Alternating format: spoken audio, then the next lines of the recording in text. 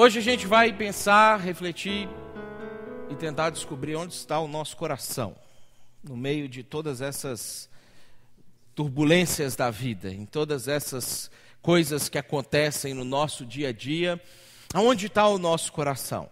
Essa pergunta é uma pergunta muito importante para a gente responder, porque respondendo ela a gente tem resposta de uma série de coisas, uma série de porquês, uma série de sentimentos, uma série de decisões que a gente toma na vida. Eu queria começar perguntando por que algumas pessoas terminam bem e outras desistem. Por que algumas pessoas elas conseguem concluir aquilo que elas se propõem a fazer e outras pessoas ficam pelo caminho? E aí, se você talvez pensar ao longo da sua vida, você vai conseguir identificar que você está acumulando alguns fracassos e alguns sucessos. Você tem coisas que você poderia falar, olha, desisti, fiquei pelo caminho, não consegui. Você tem outras coisas que você pode falar, não, isso aqui eu consegui, eu cheguei lá, eu alcancei, deu certo. Por que a gente acumula sucessos e por que a gente acumula fracassos? E por que pensando sobre a vida como um todo, quando a gente soma tudo isso, algumas pessoas terminam bem e outras pessoas desistem? Nós ainda temos a oportunidade de terminar bem, porque nós estamos vivos. E quando a gente estuda a história das pessoas que viveram antes de nós, tanto as mais próximas, familiares que você conhece que morreram, pessoas, amigos queridos, personalidades públicas que a gente vai vendo o que acontece com a vida deles. Semana passada, por exemplo, a gente teve mais um artista de grande impacto mundial, o Prince, que morreu.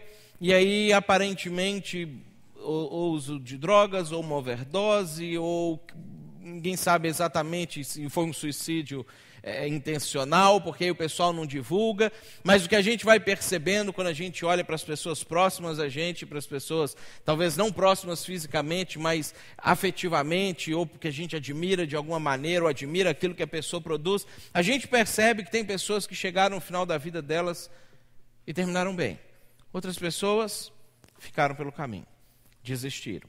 Mesma coisa acontece quando a gente olha para a vida de pessoas famosas ao longo da história e quando a gente olha para as pessoas da Bíblia. Os personagens bíblicos, eles também falam muito para a gente sobre por que alguns conseguem chegar lá, por que alguns ficam no caminho.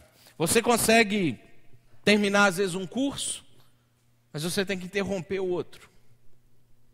Talvez você não deveria nem ter começado aquele que você interrompeu, mas talvez aquele que você interrompeu era algo que você sabe que era importante para a sua vida. Você começa um relacionamento e você interrompe o relacionamento.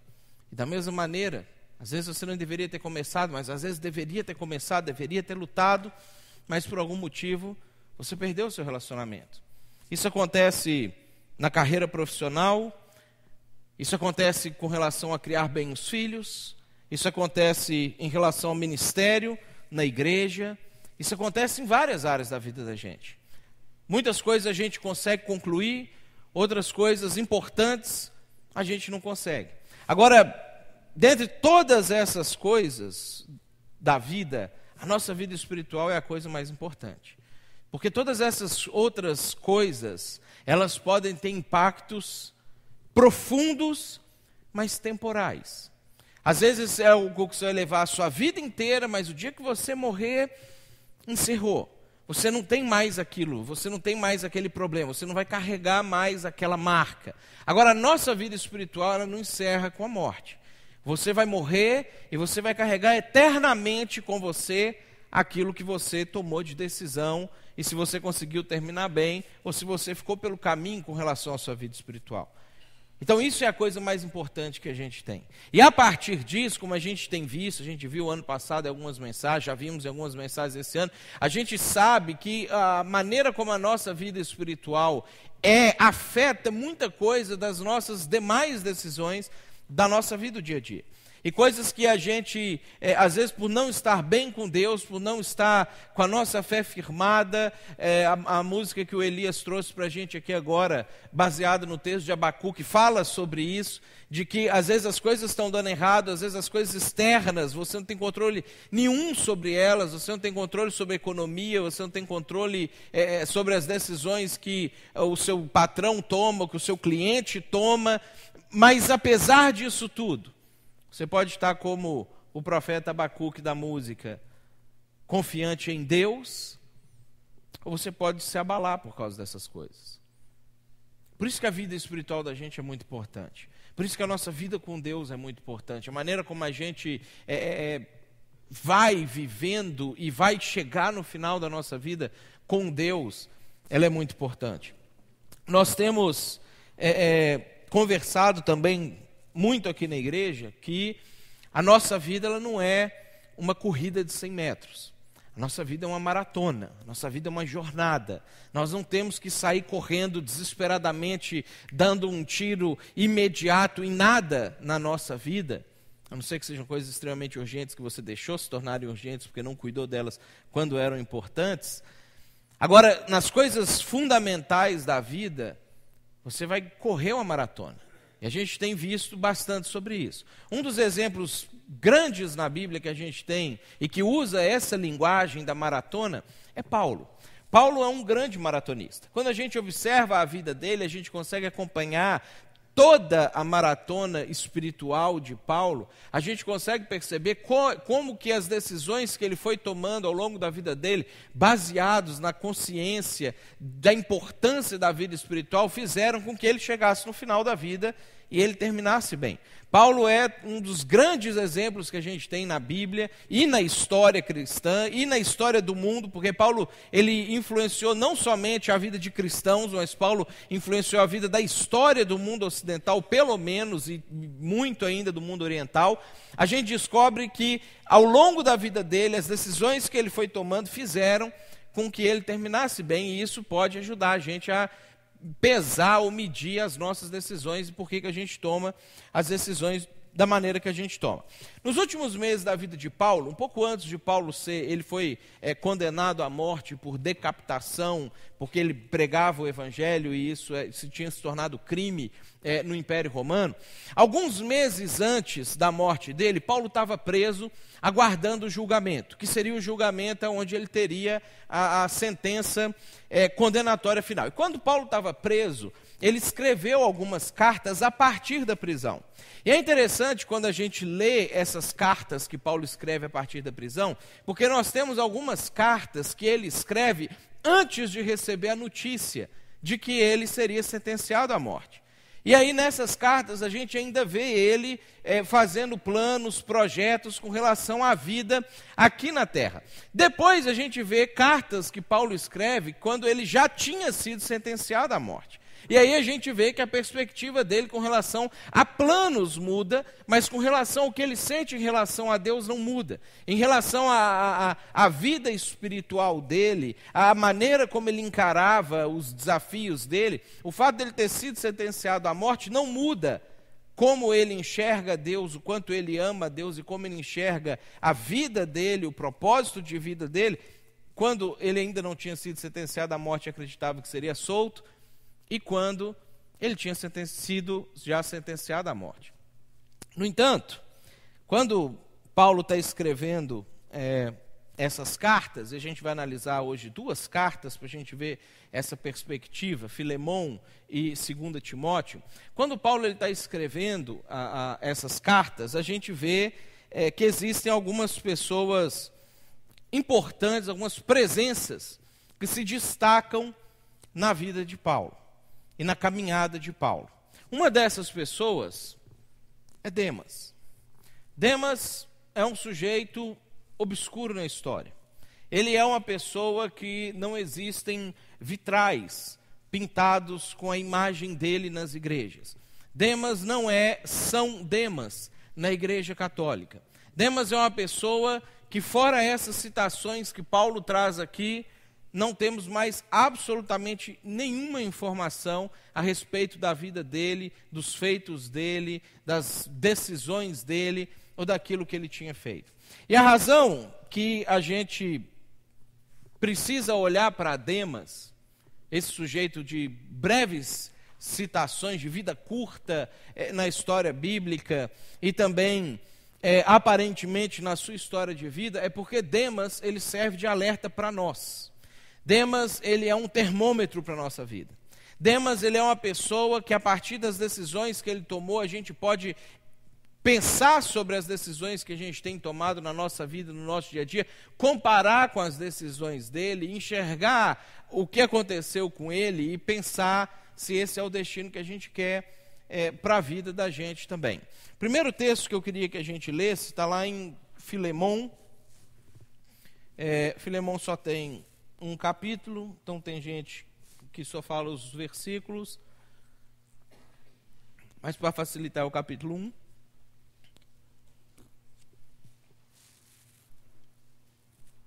Versículo 1.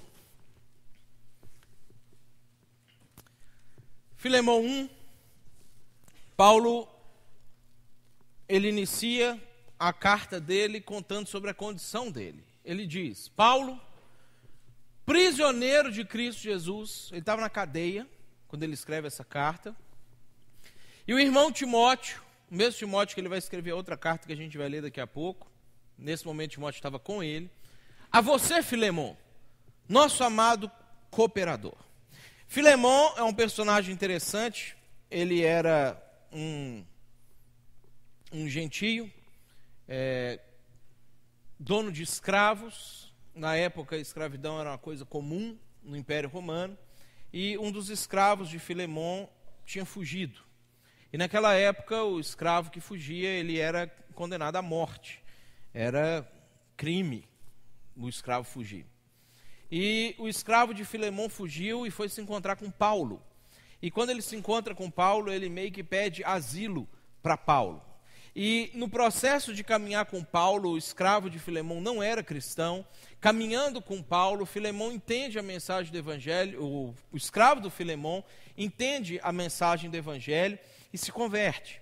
E aí Paulo ele escreve essa carta para Filemon para poder pedir duas coisas para Filemon. Primeiro, Filemon, não mate o seu escravo, que agora não é mais seu escravo, é seu irmão e meu irmão, chamado Onésimo. E a segunda coisa, se possível, liberte ele, para que ele possa vir caminhar comigo, para que ele possa me ajudar, porque ele é útil para mim, ele tem me ajudado, ele tem me acompanhado nesse momento difícil que eu estou vivendo. Então a carta que Paulo escreve a Filemon é para isso, e ela tem um significado muito interessante quando a gente observa uma série de questões sobre inclusive a nossa vida cristã, nosso relacionamento um com o outro. No final da carta, Paulo ele escreve assim para Filemon. Além disso, depois que ele apresenta todos os argumentos e os pedidos dele, já com certeza que Filemon iria atender, ele diz assim: prepare-me um aposento, porque graças às suas orações, espero poder ser restituído a vocês. Paulo escreve essa carta antes do julgamento, e ele tinha a expectativa de ser solto. Como todos nós temos a expectativa de que as coisas vão dar certo na vida da gente quando a gente está passando por aquilo que a gente está passando. Se tivesse redes sociais, Facebook naquela época, Filemon teria escrito para Paulo: não, Paulo, já deu certo, você já está livre. Como a gente normalmente faz quando alguém apresenta um problema ou faz um pedido para a gente. Filemon, ele devia ser desses. Paulo estava animado com aquela situação. Olha, quando eu for solto, eu vou te visitar, você deixa já um quarto preparado para mim, a gente vai poder passar um tempo junto. Mas enquanto eu estou preso, enquanto eu estou passando por esse momento, aguardando o julgamento, já a data marcada para o julgamento, Epáfras, meu companheiro de prisão por causa de Cristo Jesus, também te manda saudações. Tinha alguém preso com Paulo, talvez pela mesma situação de Paulo, mas tinha outras pessoas que estavam acompanhando Paulo que não estavam presos. Ao versículo seguinte: assim como também Marcos, Aristarco, Demas e Lucas, meus cooperadores. Pessoas que caminhavam com Paulo, pessoas que ajudavam Paulo, não estavam presos nesse momento, eles estavam voluntariamente acompanhando Paulo na sua missão, na sua viagem até Roma, nas pregações, nas situações que ele ia nas igrejas enquanto viajava e fortalecia as pessoas e aconselhava. A prisão de Paulo era uma prisão domiciliar, ele podia receber pessoas na casa dele e ele tinha foro privilegiado pela posição de cidadania romana que ele tinha na época. Então ele recebia as pessoas na casa dele e ele tinha pessoas que acompanhavam ele, pessoas que estavam no ministério junto com Paulo, que aquilo que Paulo estava fazendo também poderia ser acreditado a essas pessoas, porque ninguém faz ministério sozinho. Ninguém evangeliza o mundo inteiro sozinho. A gente tem Paulo como sendo o cara que aparece, mas a gente sabe que tinha muita gente que participava daquilo que ele estava fazendo. E Paulo cita alguns que estavam participando naquele momento, que vinham caminhando com ele desde alguns outros momentos na história, e entre eles a gente tem Demas. Alguém que ouviu a mensagem do Evangelho, provavelmente na cidade de Tessalônica, quando Paulo plantou a igreja em Tessalônica. Alguém que aceitou a mensagem do Evangelho.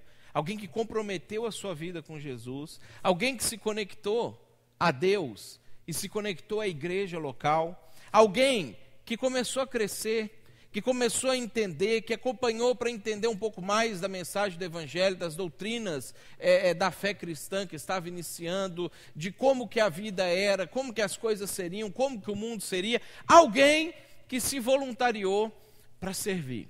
Alguém que subiu todos os degraus da escalada cristã.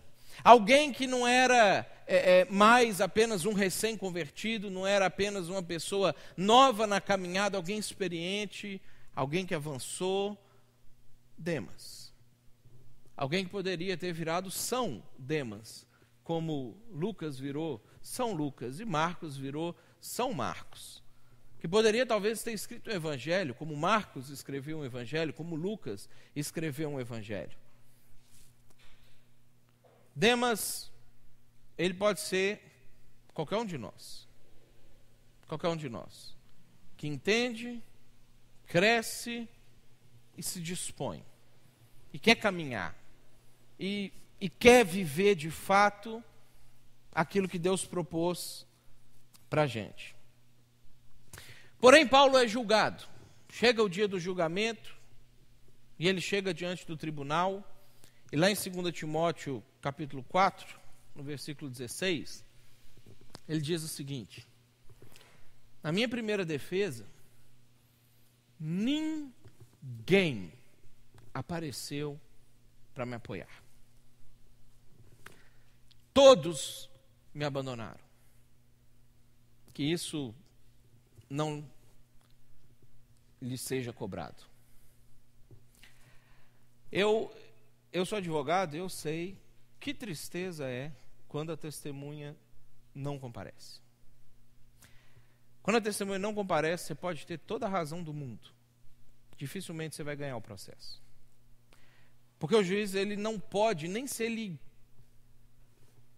quiser, ele pode agir para descobrir as coisas. Você tem que apresentar tudo para o juiz. Você tem que trazer para o juiz os fatos, as provas, e normalmente a prova testemunhal é uma prova muito forte. No caso de Paulo, a acusação que ele estava enfrentando, a prova testemunhal era fundamental. Era fundamental que pessoas fossem lá testemunhar de que as acusações que estavam sobre ele não eram verdadeiras. Por quê, gente? Eles não eram acusados de dizer, estava pregando evangelho. As acusações, quando elas vinham sobre os cristãos no início, eram acusações de sedição, acusações de que estavam revoltando o Império Romano, trazendo um novo governo, um novo rei, era alguma coisa nesse sentido. Algumas acusações eram acusações de canibalismo, ele estava comendo o corpo e o sangue de criança, do Filho de Deus, lá dentro das suas reuniões. Algumas acusações eram acusações de incesto. Ele estava se relacionando sexualmente com a irmã dele, porque eles se chamam de irmãos e eles têm relações entre eles. Eles não entendiam que irmão era um outro termo que se utilizava a respeito da filiação espiritual de Deus. As acusações que eles recebiam quando eles eram condenados, normalmente eram acusações genéricas, eram outros tipos de acusações que trazia para ele. Provavelmente, Paulo estava sendo acusado nesse dia aqui de ter botado fogo em Roma, porque provavelmente Paulo ele é martirizado por ocasião de quando Nero botou fogo em Roma e acusou os cristãos de tê-lo feito.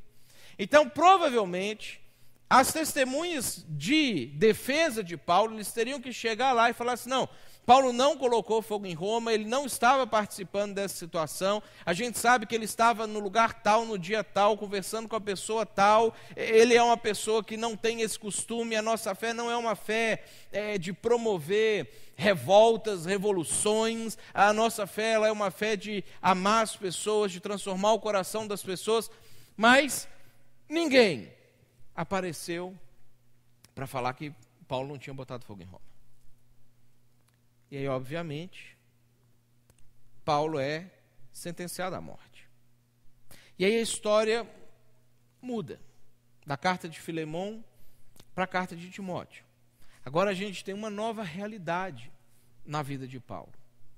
Paulo, ele escuta a sentença, deve ter ficado frustrado, por conta disso que ele escreve aqui.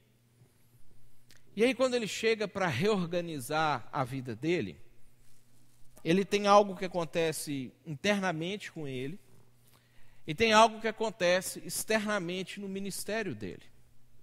Internamente, se a gente voltar um pouquinho, lá no versículo 6, Paulo escrevendo para Timóteo, ele fala assim, Timóteo, diferente do otimismo da carta de Filemão, de prepara um quartinho para mim, que a hora que eu for solto eu vou te visitar, para Timóteo ele diz assim, eu já estou sendo derramado como uma oferta de bebida, libação. Essa prática, eu não sei se aqui no sul tem isso forte, em Minas é muito forte.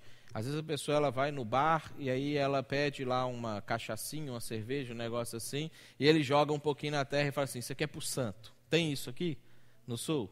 Tem, né? Essa prática de jogar a cachaçinha para o santo, ela é uma prática atrelada muito antiga a tipos de ofertas que eram feitas de bebida, aonde a pessoa pegava, Davi tem um exemplo desse na Bíblia, lá em 2 Samuel, aonde ele recebe uma água mineral bem gostosa de uma fonte que ele gostava lá bastante, e ele, porque os soldados dele que foram buscar essa água correram risco de vida, ao invés de ele tomar a água, que ele estava com muita vontade de tomar, ele derrama a água no chão e fala assim, não, isso é oferta ao Senhor, libação.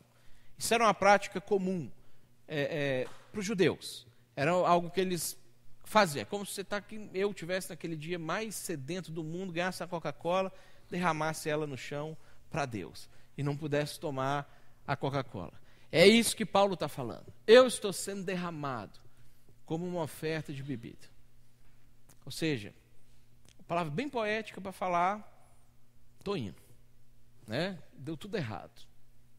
Está próximo o tempo da minha partida. Mas aí a gente vê o que está acontecendo dentro de Paulo. Paulo diz, eu combati o bom combate, eu terminei a corrida, eu guardei a fé.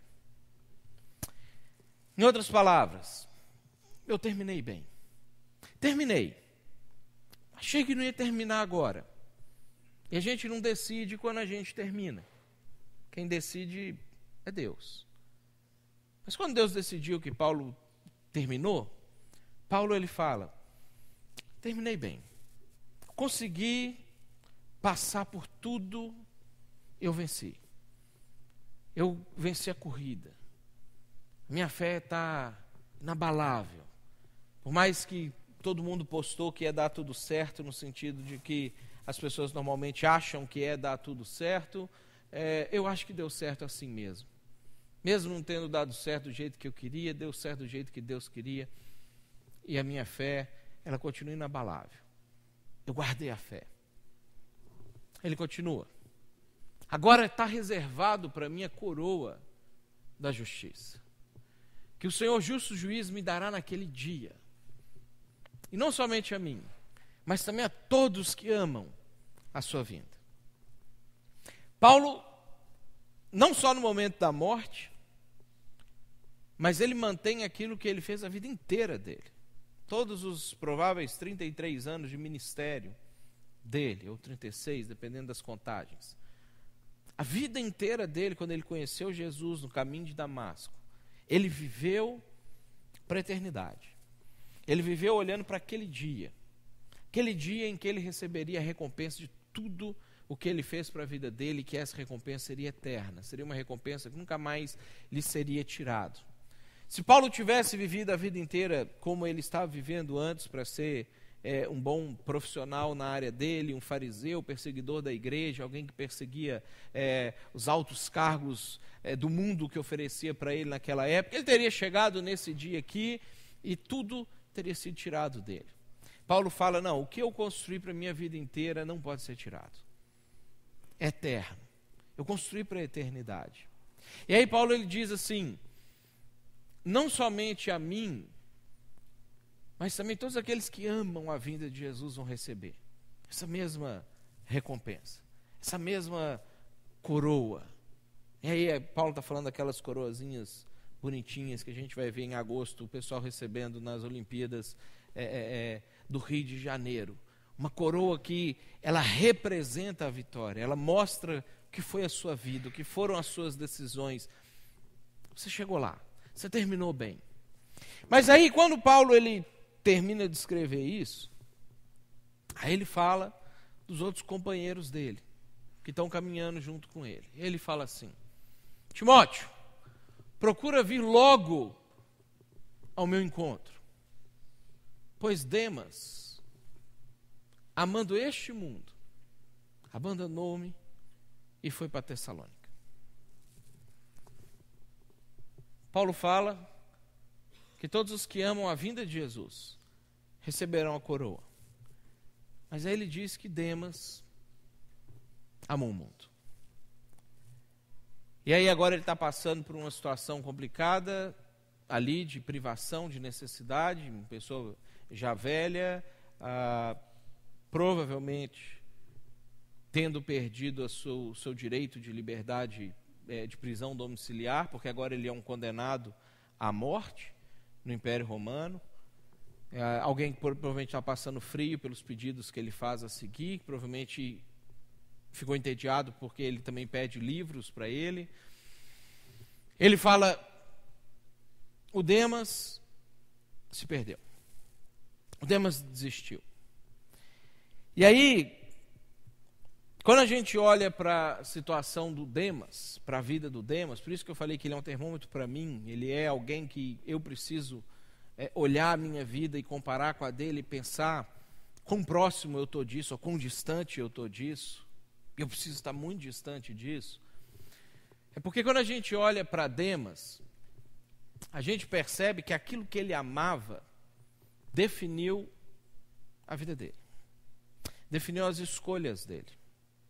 Aquilo que Paulo amava definiram a vida dele e as escolhas dele. Paulo amava as coisas eternas, a vinda de Jesus. E isso fez com que Paulo terminasse bem. Demas amava o presente mundo, as coisas postas pelo mundo. O que define se você vai terminar bem ou não é o seu amor. É o que você ama. É aonde está a sua paixão. Aonde está direcionado aquilo que queima o seu coração por dentro e você fala, puxa, isso é a minha vida. Isso é o motivo da minha existência. Essa é a minha razão. É isso que vai definir se você termina como Paulo ou se você termina como Demas.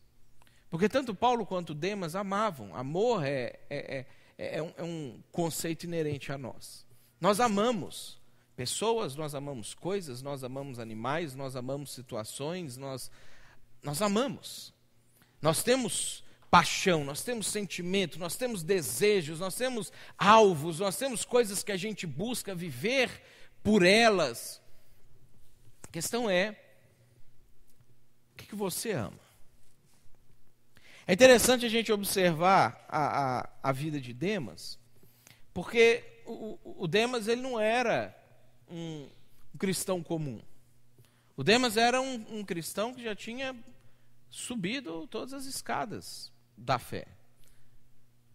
Agora, Demas ele não acordou um dia e falou assim, não quero mais. Amava isso ontem e não quero mais. As coisas elas foram acontecendo progressivamente. Na vida da gente as coisas são assim. As coisas que motivam a gente, ou as coisas que desmotivam a gente, elas são progressivas. Quando você ama muito uma coisa, você tem paixão por uma coisa, e você de repente sofre uma decepção por conta daquilo, você fica triste naquele dia, aquele negócio te magoa por um momento e tudo, mas no dia seguinte, no outro, aquela coisa já vai passando, você dá a volta por cima, e você continua indo atrás daquilo que você busca, daquilo que você ama, daquilo que você deseja. Agora, se você vai perdendo o amor ao longo do tempo, por várias coisinhas, por vários tombos, por vários choques, por várias decepções, por várias frustrações, você pode deixar de amar aquilo que você amava antes. E quando a gente pensa sobre a nossa vida espiritual, é assim que funciona. Ninguém que se afasta da fé, se afasta de um dia para o outro. Dorme profundamente feliz com Jesus, reconhecendo aquilo que Jesus fez e amando profundamente a Deus, acorda no dia seguinte e fala assim, quer saber, não quero mais esse negócio de Deus na minha vida. Ninguém faz isso. Quando essas coisas acontecem com a gente, elas vão acontecendo progressivamente. Demas era alguém que estava dedicando a vida dele a Deus. Demas era alguém que tinha abandonado a casa dele e estava em Roma acompanhando um prisioneiro, na carta de Filemão. Agora, o que será que foi acontecendo na vida dele que faz com que Paulo elogie ele numa carta e peça socorro para Timóteo, porque fala na outra carta, Demas me abandonou. E é importante a gente entender isso, porque é a mesma coisa que pode acontecer na vida da gente. Nós temos exatamente a mesma condição de Paulo e nós temos exatamente a mesma condição de Demas. E Paulo e Demas não eram pessoas diferentes de si, a partir do coração deles, a partir do interior deles. Paulo e Demas eram diferentes apenas porque eles amavam coisas diferentes. Pensando nas suas inclinações, pensando talvez no seu histórico recente ou no que você está alimentando no seu coração, qual critério você utiliza para estabelecer as suas prioridades? Qual é o critério? Como é que você faz para estabelecer o que você vai fazer na sua vida, o que você não vai fazer na sua vida? Para você dizer sim para propostas e dizer não para propostas. Para você aceitar a proposta de ir viajar com Paulo para Roma ou aceitar a proposta de retornar para Tessalônica, como foi o caso de Demas. Quais são os critérios que você utiliza para tomar essas decisões na sua vida? Das suas prioridades. Pensando que prioridade é o que você faz. Não é o que você diz que é a sua prioridade.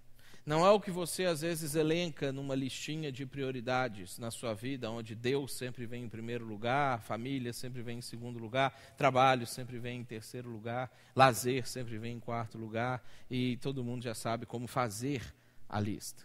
É como você vive a lista. Prioridade é como você vive o seu dia a dia. É como você distribui a sua vida. E aí a gente lembra que a gente já falou sobre isso no começo do ano, sobre a importância do tempo. O bem mais precioso que você tem, o bem não renovável, bem que você não consegue reciclar, que se você perder, você perdeu. Como é que você distribui esse bem mais precioso da sua vida, que é a sua própria vida, o seu tempo, a maneira de você medir a sua vida, nas coisas que você tem que fazer, nas suas listas de prioridades? Quando a gente olha para Jesus, a gente vê que Jesus ele define isso, lá em Mateus capítulo 6, de uma maneira muito importante, que pode ajudar a gente a não ser como Demas e ser como Paulo. Lá em Mateus capítulo 6, versículo 19, Jesus diz assim: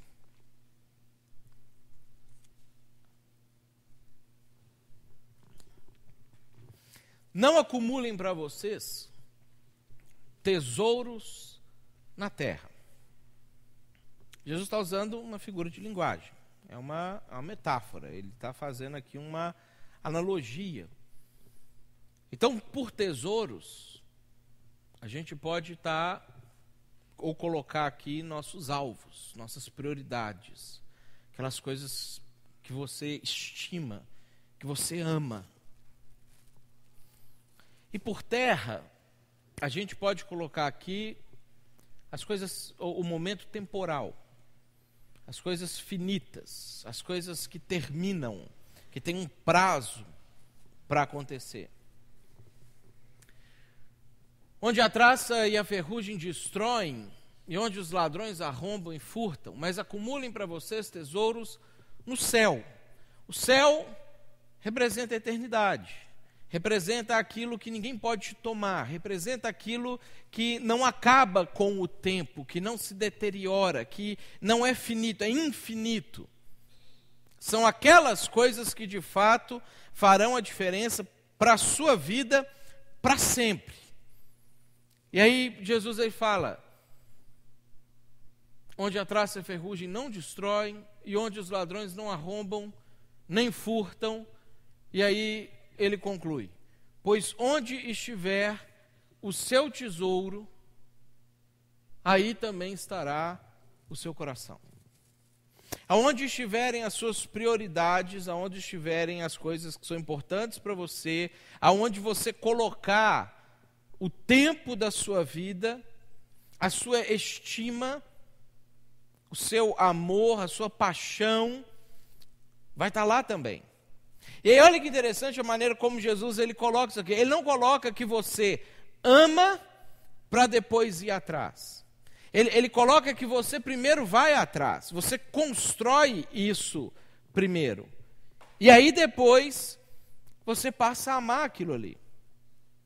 Quando a gente olha para essa analogia que Jesus faz aqui, a primeira coisa que a gente descobre é que acumular é um processo. Acumular tesouros não é uma coisa que você faz num dia, não é uma coisa que você faz intensivamente, não é uma coisa que você separa, sei lá, hoje eu vou ficar o dia inteiro orando e agora eu estou livre por um mês, porque o mês inteiro eu não ficaria 24 horas orando e aí eu cumpri a minha cota. Acumular é um processo, você vai fazendo, você vai adquirindo, você vai entesourando. E a segunda coisa que a gente vê, que Jesus traz para a gente aqui, é que acumular é uma decisão. Você acumula aquilo que você decide acumular. Você não é forçado a acumular. Você não é colocado para acumular. Você que escolhe o que você vai acumular. Você que escolhe quais são os critérios para você eleger o que deve ser acumulado ou não deve ser acumulado. Acumular é uma decisão que vem antes do amor. Primeiro você alimenta expectativas, primeiro você alimenta desejos, primeiro você alimenta direcionamento, e depois você começa a amar aquilo, você se apega àquilo que você vai acumulando. Porque a gente é assim.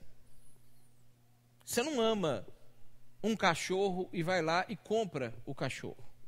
Você compra o cachorro. E aí você alimenta o cachorro. E você dá carinho para o cachorro. E você dá remédio o dia que ele fica doente. E você sai com ele para passear. E o dia que você está triste, ele senta do seu lado. E você passa a amar o cachorro. Você passa a nutrir algum sentimento, se apegar ao cachorro. A vida da gente é assim. Você decide o que você vai amar antes de você começar a amar. E aí é interessante, quando a gente pensa sobre isso, que se você não tomar as decisões de o que você vai amar, o que você vai entesourar, o que você vai acumular, se você não tomar essa decisão, alguém toma por você. Se você não decidir quem vai, o que você vai direcionar o seu coração, as propagandas da televisão tomam essa decisão por você. E você vê que elas não falam para você um dia, assim, você podia comprar esse carro aqui. Ela fala para você todo dia, o dia inteiro. Ela está todos os dias, o dia inteiro te falando, olha, é isso aqui que você tem que ter. É isso aqui é que é ter uma vida boa. É isso aqui que é o alvo. É isso aqui que vai te trazer satisfação. E aí um dia, depois de um processo, você acorda amando aquilo. Você acorda com o seu coração naquilo. Você pensa assim, não, é isso aqui que vai me trazer felicidade. Porque como você não escolheu antes, alguém tomou essa decisão por você. Às vezes quem toma essa decisão por você é seu vizinho. Seu vizinho tinha uma casinha feinha ali do lado da sua. Mas de repente ele começa a construir e a casa dele vai ficando bonita e ele coloca um outro andar e ele coloca uma piscina e de repente você vai vendo aquilo todos os dias e todos os dias aquilo vai falando para você, você tinha que ter isso também, você tinha que ter isso também, você está ficando para trás, ele está te passando. E aí, você não vai fazer nada em relação a isso? E aí um dia você acorda amando aquilo. Não começou a amar no primeiro dia que você viu. Às vezes você nem dava bola antes, você não dava bola de verdade. Se você não toma as decisões de o que você vai acumular, alguém toma essa decisão por você. E aí quando a gente olha para a história de Demas e para a história de Paulo, a gente descobre que Demas, ele permitiu que o mundo tomasse as decisões de o que ele deveria amar. Ele permitiu que o mundo construísse para ele o que era prioridade. Ele permitiu que o mundo colocasse diante dele o que é que de fato faria ele feliz. E aí Demas, que amava o Senhor, como eu amo ao Senhor, como você ama o Senhor, um dia ele acordou e ele pensou, eu tenho que ir embora daqui. Um dia ele acordou e ele pensou, eu acho que eu estou perdendo meu tempo. Eu acho que não vai valer de nada isso que eu estou fazendo aqui. E ele dormiu de novo. Provavelmente, talvez, ele não se abriu com Paulo naquele dia.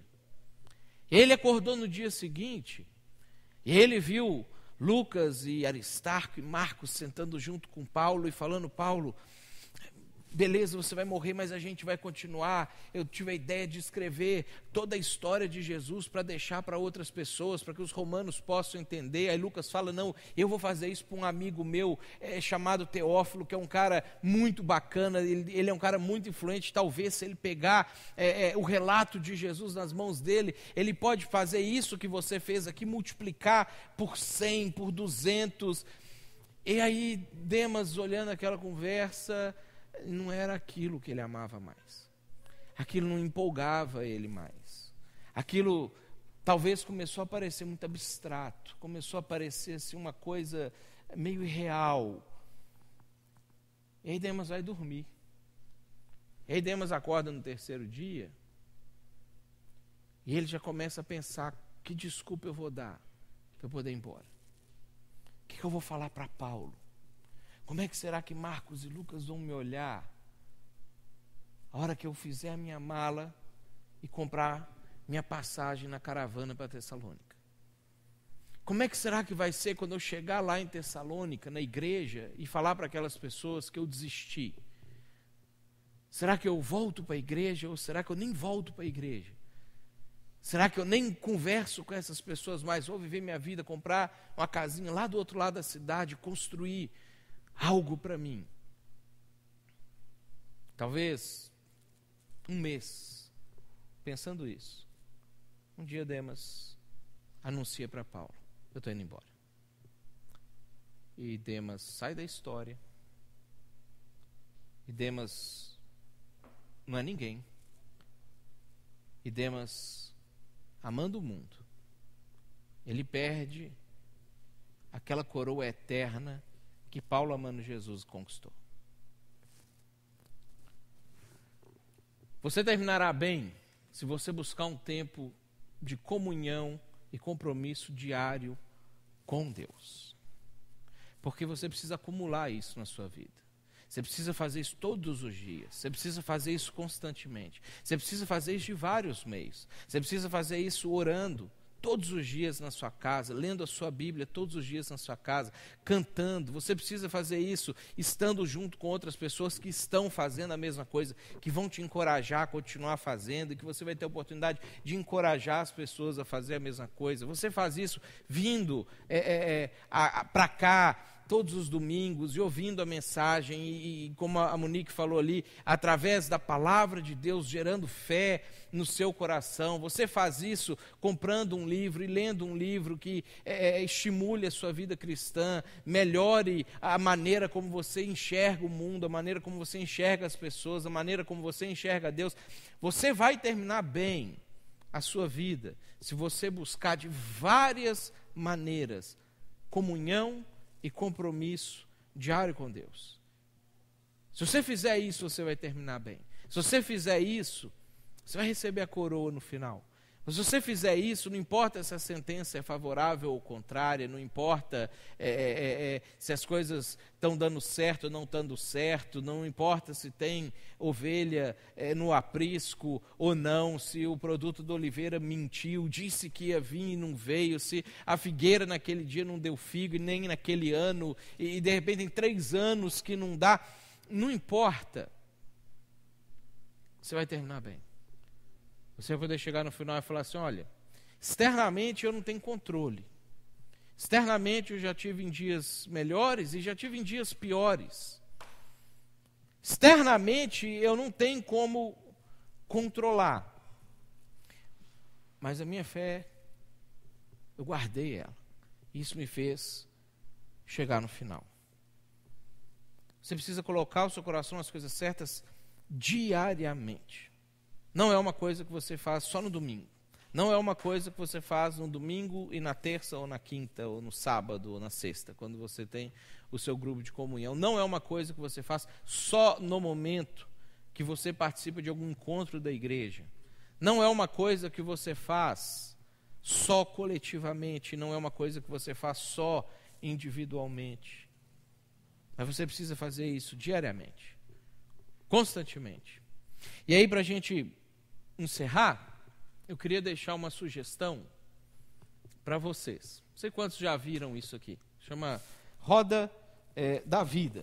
É um negócio que o pessoal que mexe com o negócio de melhorar a vida da gente desenvolveu para tentar ajudar a enxergar onde é que estão as coisas. Se você jogar no Google isso aí, você vai achar um monte de modelos, tem uns testezinhos que você pode fazer lá. Se você quiser fazer, você pode fazer, mas eu não quero que você faça os testes da Roda da Vida.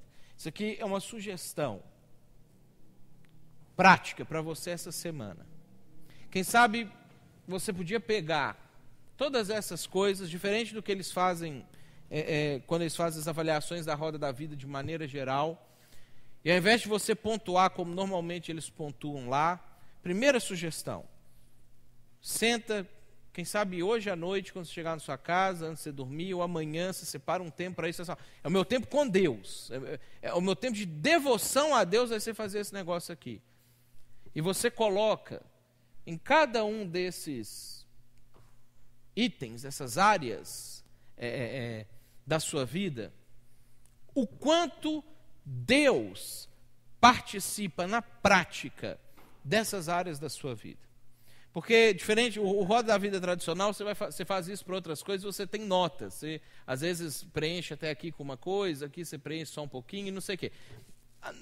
A gente vai perceber, fazendo isso, na vida espiritual, a gente é bem semelhante.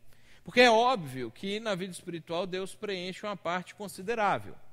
Se fosse bem sincero, você vai ter um sincretismozinho, talvez pode ter uma superstiçãozinha boba lá, um negocinho assim, mas Deus vai preencher uma boa parte daqui. Mas às vezes a gente olha para lazer e vida social e pensa assim, mas o quanto que eu ponho Deus aqui dentro desse negócio?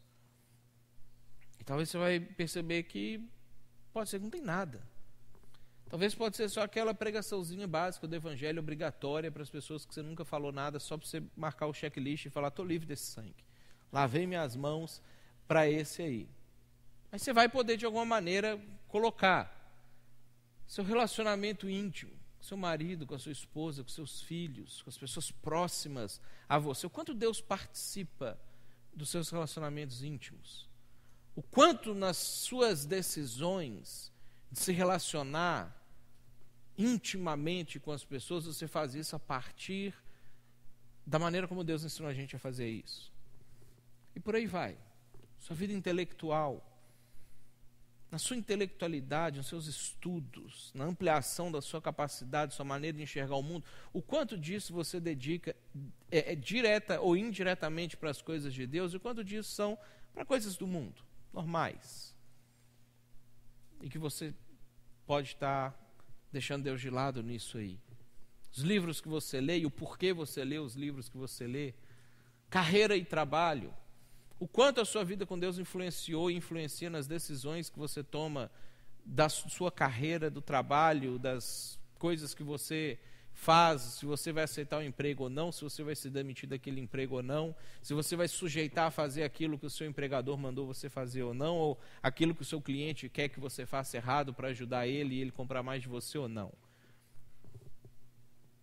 Finanças.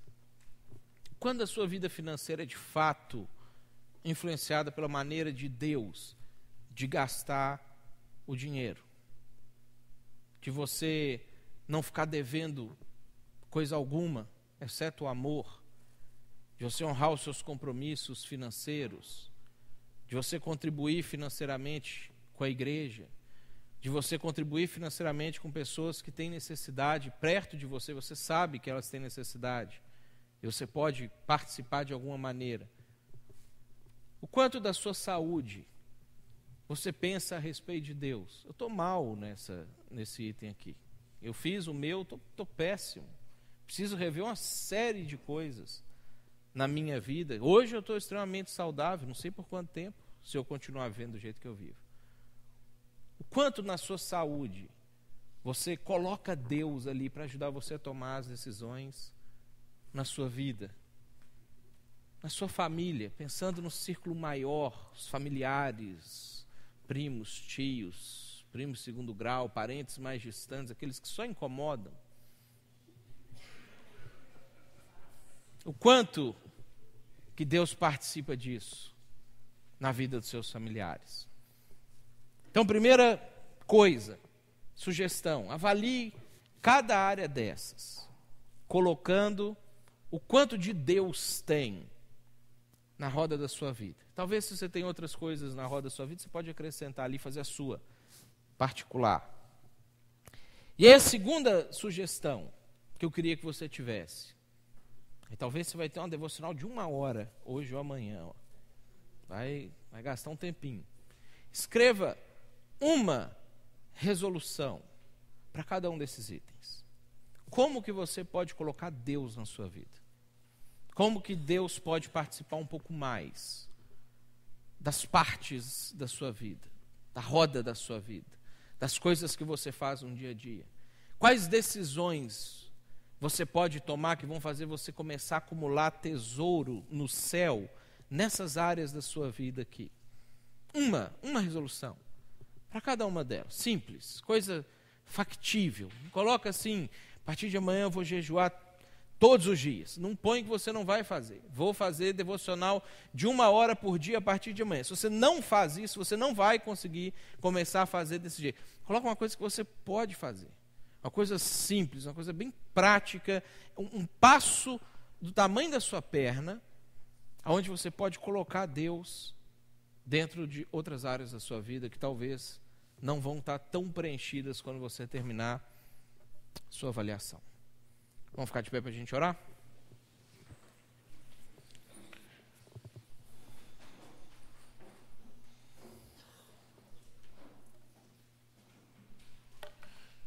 Senhor, nós somos gratos a Ti, porque o Senhor deixou a Tua palavra para estimular nossa fé, para poder nos exortar, nos edificar, nos consolar, para poder, Deus, trazer propósito para a nossa existência, para poder alinhar o nosso caminho, corrigir coisas que a gente precisa corrigir, reforçar coisas que a gente precisa reforçar. E Deus, quando a gente olha para a vida de Demas, a gente reconhece que nós não somos diferentes dele. Nós não somos mais especiais do que ele não é uma pessoa inferior a nós. Assim como quando a gente olha para Paulo, a gente percebe que ele não é uma pessoa superior a nós, ele não é uma pessoa mais especial do que nós. As escolhas deles foram o que fizeram a diferença, e nós somos gratos porque o Senhor nos mostrou isso na Tua Palavra. Nós queremos, Deus, que o Senhor, através do Teu Espírito, nos ajude a tomar as decisões certas, em todas as áreas da vida da gente. Nos ajude a terminar bem a nossa vida, Deus. E desde já fazer provisão para que isso aconteça. Desde já acumular tesouros eternos, imperecíveis, infinitos. Mas ajuda a gente nisso e poder, Deus, direcionar o nosso coração para essas coisas. Poder colocar as nossas afeições, os nossos desejos naquilo que é eterno, naquilo que é celestial. Nos ajuda, Deus, a não perder aquilo que a gente já conquistou, como aconteceu com Demas, e às vezes depois de ter caminhado bem, e ter começado bem, e está indo, e não ajuda a gente, Deus, a não perder, como Demas perdeu. Nos alerte constantemente, nos mostre diariamente, e motiva a gente, Deus, para que a gente possa buscar o Senhor constantemente. Nós queremos amar o Senhor de todo o nosso coração. Nós queremos que o nosso coração esteja completamente voltado para Ti. É por isso que a gente ora de maneira agradecida, porque o Senhor continua fazendo o movimento de vir até nós, o Senhor continua nos buscando, o Senhor continua nos alcançando. Nós somos profundamente agradecidos ao Senhor por isso. Que o Senhor abençoe a semana, Deus, de cada um de nós, as coisas que nós precisamos fazer, as coisas que estão agendadas, as coisas que serão surpresas para nós essa semana, mas que o Senhor já sabe como acontecerão e o que serão. Ajuda a gente, Deus, a tomar as decisões corretas, as decisões adequadas. Ajuda a gente a ter sabedoria e sinceridade no nosso coração para preencher essa roda da vida com uma maneira didática, prática, da gente entender como é que está a nossa vida, as coisas do nosso dia a dia.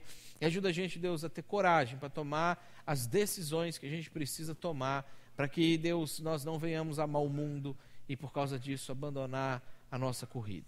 Mas que o nosso amor ele possa estar constantemente voltado para Ti e para a vinda de Jesus, para aquele dia que a gente vai estar reunido, Deus, junto, próximo um do outro. Esse é o desejo, Deus, que eu tenho para a minha vida e que eu tenho para a vida de cada um dos meus irmãos aqui nessa noite. Que o Senhor leve-nos em paz para casa, debaixo do Teu cuidado, da Tua proteção, livra-nos de todo o mal. Não deixe, Deus, a gente cair na tentação de amar o mundo. No nome de Jesus nós choramos. Amém. E que a graça do nosso Senhor e do nosso Salvador Jesus Cristo, o amor de Deus, nosso Pai, e a comunhão do Espírito Santo esteja sobre a sua vida hoje e sempre. Amém. Deus te abençoe.